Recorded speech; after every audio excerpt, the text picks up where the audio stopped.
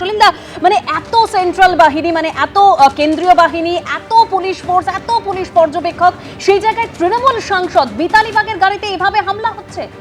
তুমি আমাকে একবার বলাও, অরূপ তো এতক্ষণ ধরে বক্তৃতা দিয়ে গেল, তুমি একবার দেখাও মিতালি বাগ বলেছেন যে উনি আহত হয়েছেন, একবার দেখাও।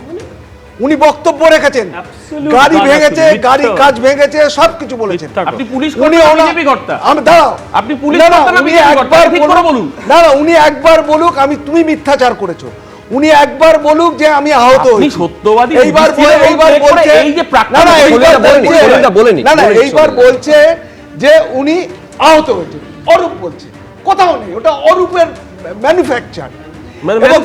কপাল ফেটে গেছে, একবারও বলেননি, ওই যে বাইরের লোকগুলো আছে, বাইরের লোকগুলো রড নিয়ে মারছে। আমি শুধু একটা এখানে ক্লিয়ার করে দিই, এইটা হচ্ছে এই যে ফেসবুক লাইভ করেছেন মিতালি বাগ, সেখানে এইটা তাকে একেবারে দেখুন, ছবিতে তো দেখা যাচ্ছে যে তার গাড়িতে হামলার ঘটনা ঘটেছে। গাড়ির সামনের কাজ মানে উইন্ডস্ক্রিন থেকে শুরু করে পেছনের দরজা, জানলার কাজ একেবারে গুড়িয়ে দেওয়া হয়েছে। ফেসবুক লাইভে এইটা মিতালি বাগকে বলতে শোনা গিয়েছে, কোনো মতে প্রাণ বাঁচিয়ে আমি সেখান থেকে বেরিয়ে আসতে পেরেছি। উনি তো বলবেন। প্লিজ এবার সলিল ভট্টাচার্য। তাহলে দেখেছো, তার মানে কি, এটা হচ্ছে আফটার এফেক্ট, মানে প্রাণ বাঁচিয়ে বেরিয়ে আসা মানে কি? ও তার মানে মরে যাওয়া অবধি অপেক্ষা করবে? আচ্ছা,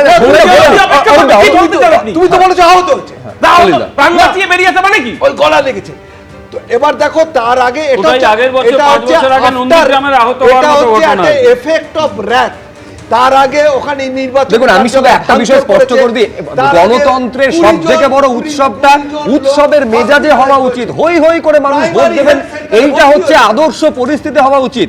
সিপিএম, বিজেপি, তৃণমূল, কংগ্রেস, কোন রাজনৈতিক দলের কেউ একটা মানুষ পর্যন্ত আহত হোক, এইটা আমরা কেউ চাই না। এক ফোঁটা রক্ত পড়বে না, তবেই তো হবে সেটা আদর্শ নির্বাচন। কিন্তু তার মাঝে দুর্ভাগ্যজনকভাবে রাজনৈতিক চাপানুতর চলছে। সলিলদা, এই ছবিগুলো আমাদের দেখতে হচ্ছে। সলিলদা প্লিজ কমপ্লিট করুন। দেখো, এবার আমি যেটা বলতে চাইছি যে আইনের শাসনটা কিন্তু এখনো প্রতিষ্ঠিত হয়নি, মানে কিছুতেই এই শাসক দল কিন্তু তাদের এই যে রুলার্স ল থেকে তারা এখনো সরে আসতে পারছে না। এই আইন প্রতিষ্ঠিত করার এই যে ফেনোমেনা, এ কিন্তু এখনো কিন্তু it has not been grounded as yet. আর একটা কথা, ইসিআইকে বলবো আমি যে ইসিআইয়ের কিন্তু কমপ্লেসেন্সির কোনো জায়গা নেই, এবং যে ইলেকশনটা হয়ে গেছে, সুপ্রিম কোর্ট থেকে আরম্ভ করে সবাই ধন্যবাদ এবং সন্তোষ প্রকাশ করেছে।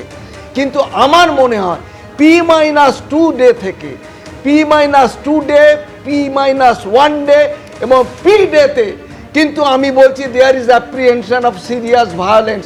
যদি না আজ ইভিনিং থেকে, রাইট ফ্রম নাও, এখন থেকেই যদি against raids, against anti social, দাগিজ, ওয়ারেন্টিস, প্রক্লেম অফেন্ডার, যারা এরকম ট্রাবল মঙ্গার, তাদের আজ থেকে যদি পিক আপ না করা হয় এবং অনেস্টলি উইথ ফুল ভিগার যদি না করা হয়, যদি খালি কমপ্লেসেন্ট হয়ে বসে থাকে যে আগের ইলেকশনে 23 তারিখে ইলেকশন আমরা দারুণভাবে করেছি, আমরা সবার কাছ থেকে বাহবা কুড়িয়েছি, তাহলে কিন্তু they will be living in the fool's paradise. পরশু দিন 29 তারিখ কিন্তু আমাদের সামনে একটা খুব ভালো দিন আসছে বলে আমার মনে হচ্ছে না। এবিপি আনন্দ, এগিয়ে থাকে, এগিয়ে রাখে।